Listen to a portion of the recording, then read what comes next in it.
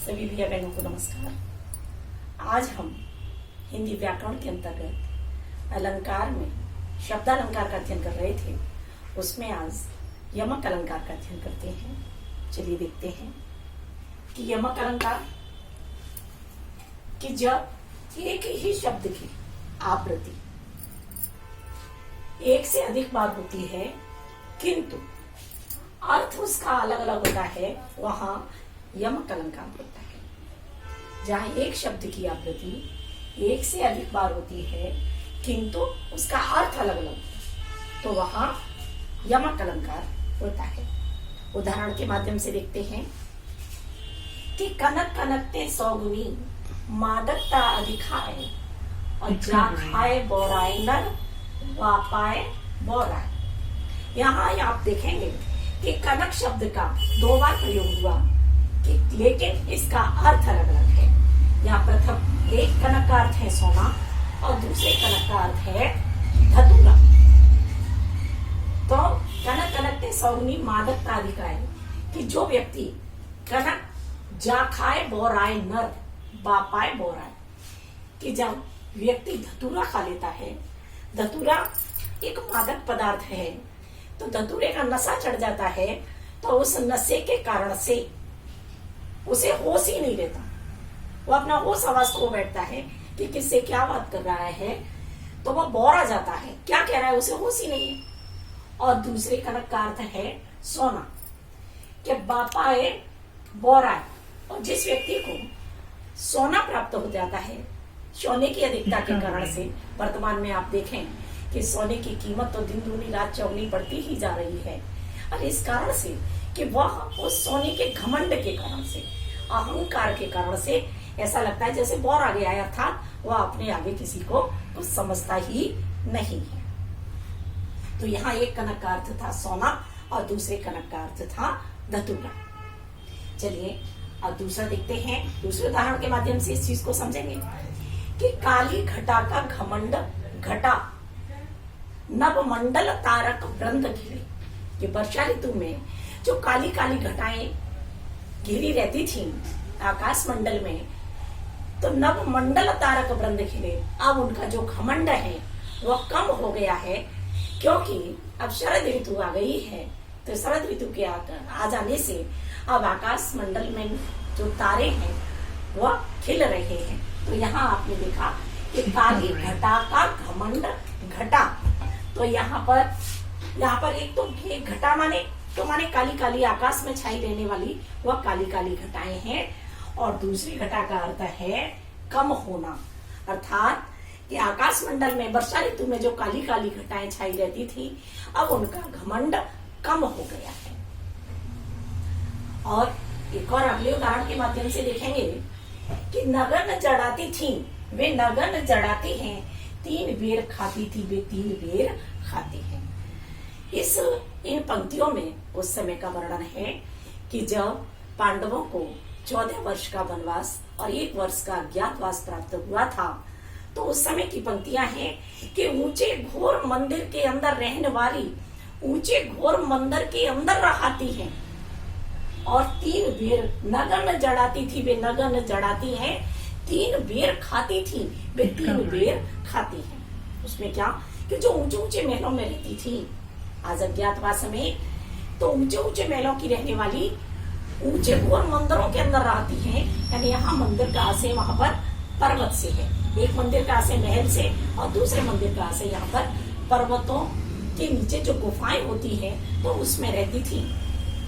और नगन जड़ाती थी वे नगन जड़ाती हैं, कि जो महिलाएं नगन जड़ाती थी यानी हीरे जवाहरात नगों से जड़ी हुई रहती थी, आभूषणों से सुसज्जित रहती थी, वह नगन जड़ाती हैं, अल्प वस्त्र होने के कारण सर्दी से ठिठुरती रहती हैं। और 3 बेर खाती थी वे 3 बेर खाती हैं, कि जो 3 बार भोजन करती थी, बार बार कोई खाती नहीं थी, बार बार भोजन करती थी, बेर माने बार, वह 3 बेर खाती हैं, और अब वे 3 बेर फल खा करके ही रह जाती हैं। वन में प्राप्त होने वाले कंदमूल फलों और बेर आदि, तो 3 बेर फल खा करके ही रह जाती हैं। जो 3 समय भोजन किया करती थी वह अब ढेर फल खा करके ही अपना जीवन यापन कर रहे हैं। तो इस तरह से ये हमारा हुआ आपका यमक अलंकार। और इससे आगे अब हम देखेंगे श्लेष अलंकार। ठीक है, चलिए देखते हैं। अब श्लेष अलंकार में क्या है कि जैसे कि श्लेष का अर्थ होता है चिपकना, तो जहां एक शब्द के साथ कई अर्थ चिपके हुए होते हैं वहां श्लेष अलंकार होता है। जैसे परिभाषा देखते हैं कि जब काव्य में एक शब्द एक ही बार आए परंतु उसके एक से अधिक अर्थ हो वहां श्लेष अलंकार होता है। उदाहरण के लिए देखते हैं कि चरण धरत चिंता करत चितवत चारों ओर और शुभ रन को ढूंढत फिरत कवि व्यभिचारी चोर। अब आपने देखा कि यहाँ एक तो चरण, यहाँ एक चरण से ऐसे तो काव्य की पंक्ति से है और चरण माने पैर भी है। ठीक, तो चरण धरत चिंता करत चितवत चारों ओर और सुबरन को ढूंढत फिरत कवि व्यभिचारी चोर। अब शुभ्रम जो शब्द है तो शुभ्रम इस शब्द के माध्यम से इसको घटित करेंगे। देखेंगे कि कवि के साथ जब हम शुभ्रम शब्द को लगाएं, प्रथम शुभ्रम शब्द को इसके कई अर्थ चिपक रहे हैं कि शुभ्रम शब्द का जब कवि के साथ लगाते हैं तो जो कवि है वह अपनी कविता के लिए सुंदर सुंदर शब्दों का चयन करता है।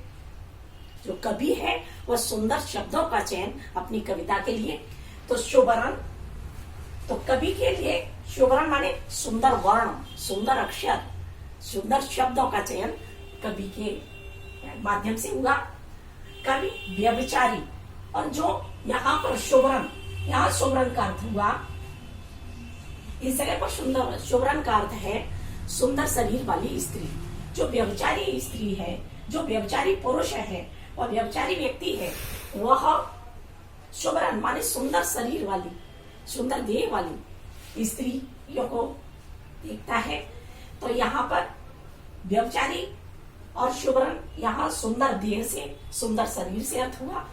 और जो चोर है तो वह चोर यहाँ पर शुभरन का अर्थ स्वर्ण से है, यानी कि उसकी निगाह केवल सोने पर रहती है, मैं कैसे प्राप्त करूं। तो एक उदाहरण के माध्यम से देखें कि जैसे माना उदाहरण के लिए कि एक सुनसान अंधेरी रात और उसमें कोई एक महिला बैठी हुई है, सुंदर स्त्री बैठी हुई है, तो जो व्यभिचारी पुरुष है उसकी निगाह उस सुंदर शरीर, उस स्त्री के सुंदर शरीर पर है।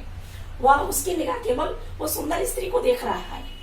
और उसी स्त्री को जब चोर देखता है तो उसकी निगाह केवल सोने पर है, उसने आभूषण भी पहन रखे हैं, तो वह सोचता है कि सब इधर उधर हो जाएं तो मैं इसके सारे आभूषण उतरवा लूं।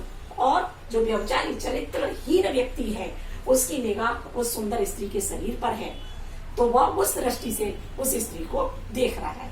तो आपने देखा कि सुवर्ण के साथ में यहाँ कई अर्थ, कवि के साथ में सुंदर अक्षर से, सुंदर वर्ण, सुंदर शब्दों से कवि अपनी कविता में चयन करने के लिए देखता है। और व्यभिचारी के अर्थ मैंने सुवर्ण शब्द का तो सुंदर शरीर, सुंदर देह वाली स्त्री, और चोर के इस अर्थ से लेते हैं तो सुवर्ण का अर्थ उसके लिए सोने से है, उसकी निगाह केवल सोने पर है। आगे दूसरे उदाहरण के माध्यम से देखते हैं कि रहीमन पानी राखिए बिन पानी सब सून, और पानी गए न उगरे मोती मानुष चून। तो यहाँ पर जो पानी शब्द है उसका अर्थ विभिन्न अर्थों में प्रयोग हुआ कि जैसे जो पानी का अर्थ है तो जैसे मोती के लिए अर्थ में देखें तो उसका है चमक से है। यहाँ पानी का अभिप्राय मोती की चमक से है कि माना कि अगर मोती का पानी उतर जाता है, चमक उसकी चली जाती है, तो क्या कोई उसको आभूषण बनवाएगा? नहीं बनवाएगा। और दूसरे यहाँ पानी का से इज्जत से है कि एक बार समाज में किसी व्यक्ति की कहा भी जाता है तुम्हारी आंख का तो बिल्कुल पानी ही उतर गया है, या समाज में जिसकी इज्जत नहीं है उस व्यक्ति को कोई भी नहीं पूछता है। और यहाँ पानी की कीमत जल के साथ, चून के साथ जब हम करते हैं, जब मोती के साथ तो मोती की चमक से है, मनुष्य के साथ तो उसकी इज्जत से है, और चून माने आटे के साथ जल की कीमत, क्योंकि बिना जल के तो आटा मला ही नहीं जा सकता। तो उसकी कीमत मोती, मानुष और चूर्ण पानी के साथ अलग अलग आपने देखा। और आगे एक और उदाहरण के माध्यम से देखते हैं कि मंगन को देख पट देत बार बार है। मंगन माने भिखारी को देख करके पट देत बार बार है। तो यहाँ पर पट, पट शब्द का जो अर्थ है वह एक पट माने तो है दरवाजा और दूसरे पट माने है वस्त्र। तो यहाँ पर भिखारी को देख करके कि कोई व्यक्ति भिखारी को देख करके उसको वस्त्र दे रहा है। वस्त्र माने पट माने वस्त्र, वस्त्र उसको बार बार वस्त्र दे रहा है। और एक भिखारी को देख करके पट दे तो बार बार है कि भिखारी को देख करके पट माने अपना दरवाजा बंद कर रहा है। तो इस तरह से आपने यमक अलंकार और श्लेष अलंकार आपने देखा। और आगे आप पुनरुक्ति प्रकाश और वक्रोक्ति अलंकार आपको अगले वीडियो में देखते हैं। तब तक के लिए धन्यवाद।